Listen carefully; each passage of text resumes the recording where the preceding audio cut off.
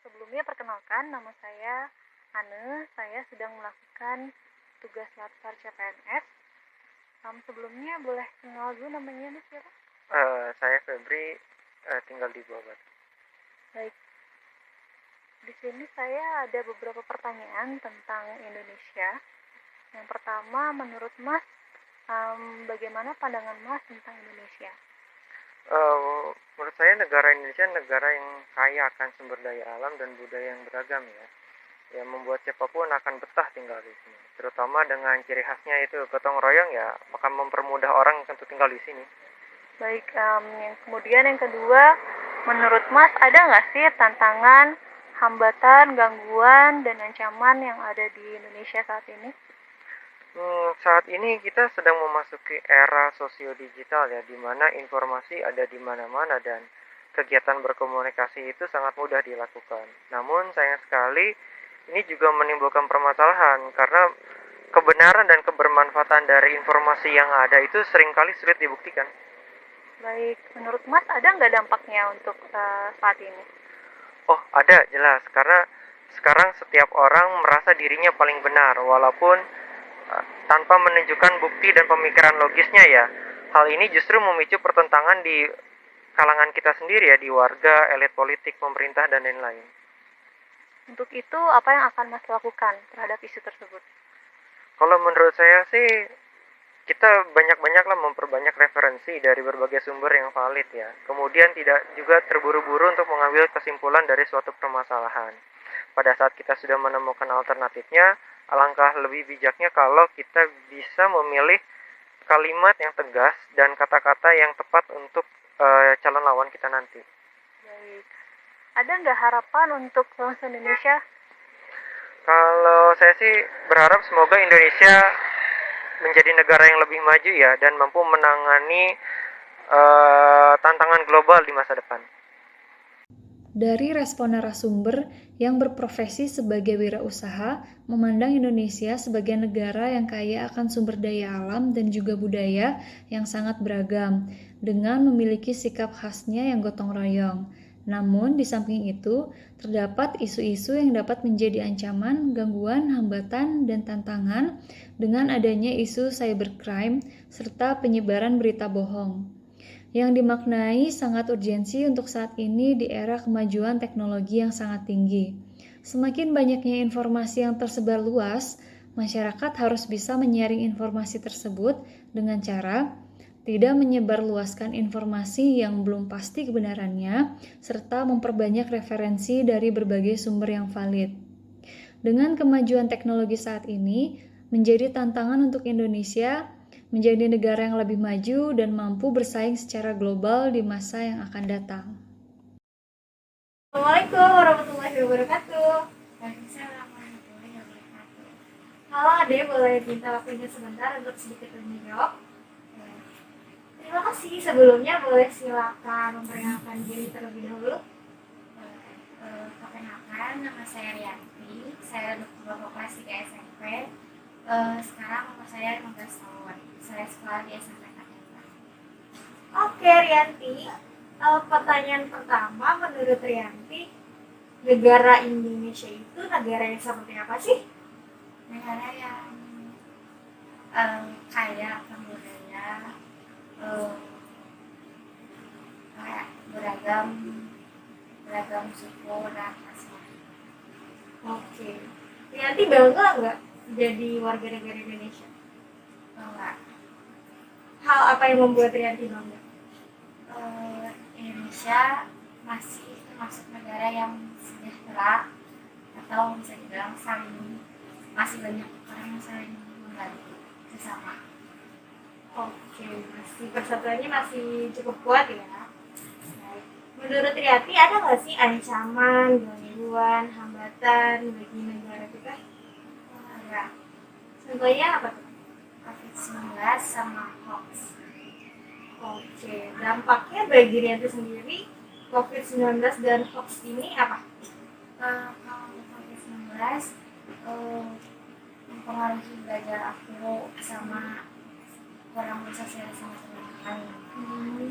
Kalau hoax bisa mempengaruhi pikiran memilih ke hal-hal negatif. Oke, nah dari Rianti sendiri kira-kira ada kiat-kiat nggak atau usaha apa gitu supaya virus COVID dan hoax ini lebih berkurang atau tidak merajalela?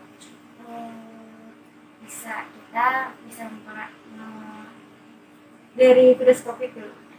COVID-19 kita bisa mematuhi sesuai pemerintah Protokol ya. protokol kesehatan memakai 5M. Kalau hoax kita bisa memilih laporan yang benar atau salah seperti itu. Oke, luar biasa. Terakhir, harapan Rianti untuk Indonesia apa sih?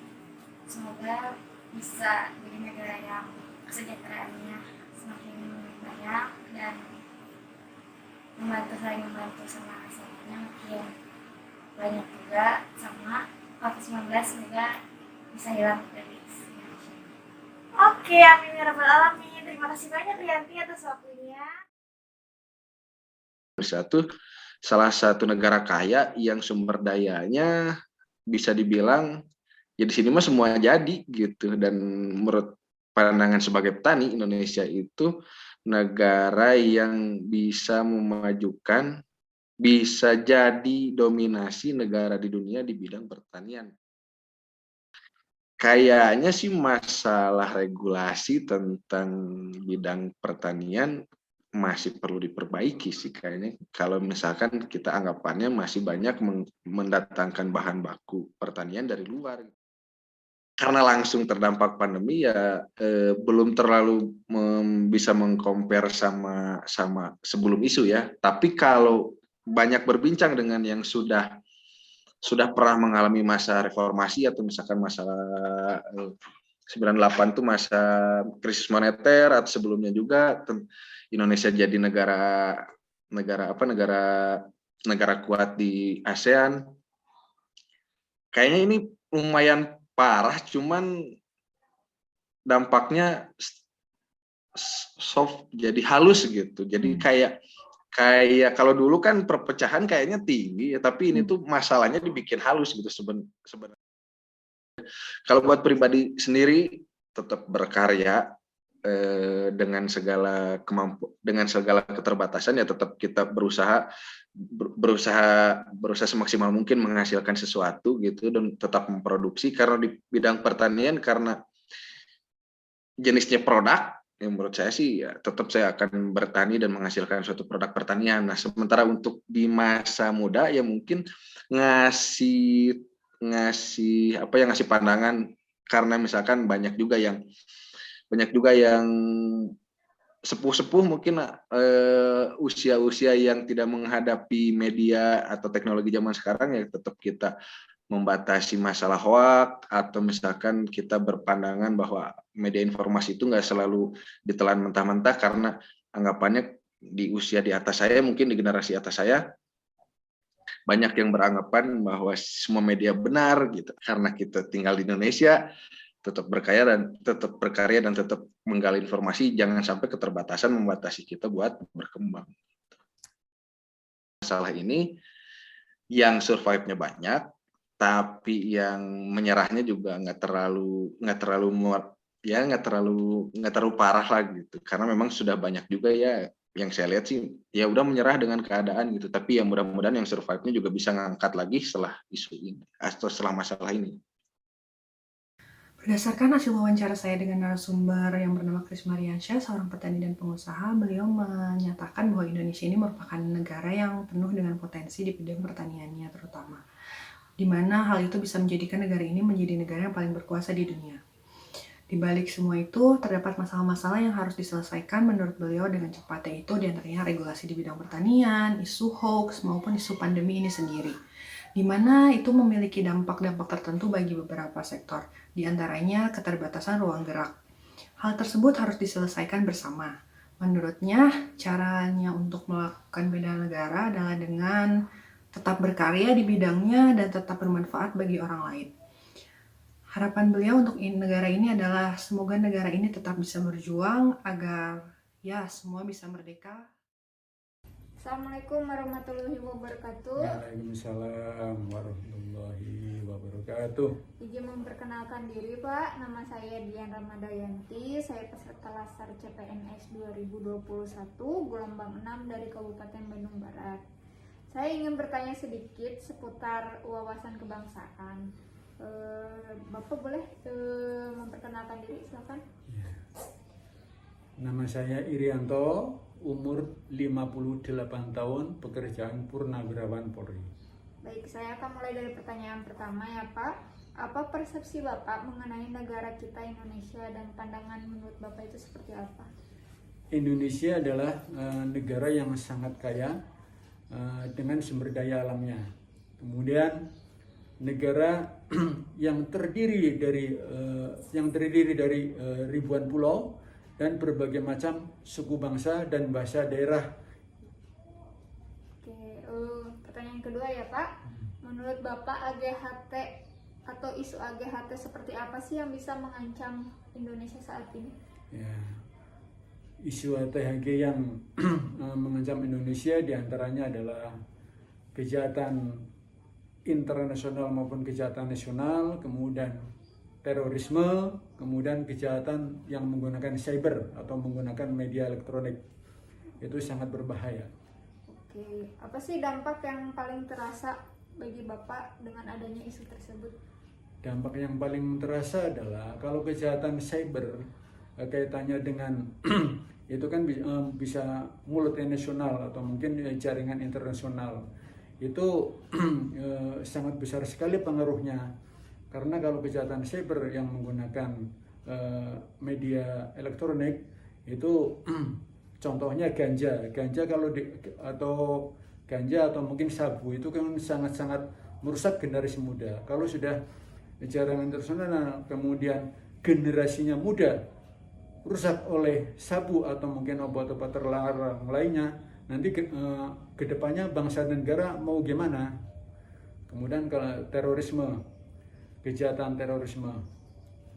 terorisme juga sangat berbahaya karena ini adalah paham-paham yang radikal dan intoleransi, sehingga ini harus ditangani dengan baik oleh pemerintah maupun oleh negara. Apa sih yang Bapak bisa lakukan untuk mengatasi isu tersebut? Nah, untuk mengatasi isu tersebut adalah yang pertama adalah kita harus jangan gampang percaya dengan adanya informasi-informasi yang di-share melalui media. Kita harus saring informasi tersebut hingga yakin kebenarannya. Jangan percaya begitu aja dengan berita-berita yang kita terima. Oke, harapan Bapak terhadap negeri kita itu seperti apa? Ya, harapan saya sebagai negara adalah ke depan negara Indonesia harus lebih maju, harus lebih kuat, dan harus lebih bermartabat sehingga negara kita disegani oleh negara-negara tetangga. Oke, terima kasih Pak untuk waktunya. Berdasarkan hasil wawancara yang telah kami lakukan, saya menyimpulkan bahwa negara Indonesia merupakan negara yang kaya akan keberagaman budaya, suku, serta keindahan alamnya. Isu-isu yang terjadi di Indonesia tentu bisa mengancam kedaulatan negara, tapi setiap orang memiliki rasa semangat, motivasi, dan rela berkorban demi menjaga kedaulatan negeri kita. Harapan bagi bangsa ini yaitu bisa segera pulih dari pandemi corona ini dan bisa bangkit dari keterpurukan, dan kita semua bisa hidup damai dan rukun.